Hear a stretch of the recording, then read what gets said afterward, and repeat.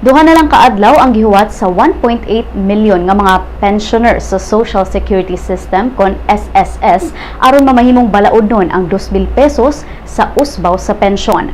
Ang balaod nun anaa sa opisina sa presidente ug kuwang na lang sa pirma ni President Benigno Aquino III o ang iyang veto kung supak siya niini.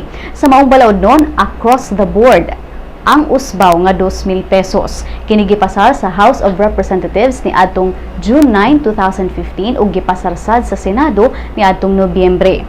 Nadawat kini sa palasyo ni adtong December 15 ug base sa balaod adunay 30 days ang palasyo sa paghimo og aksyon sa maong balaod nun.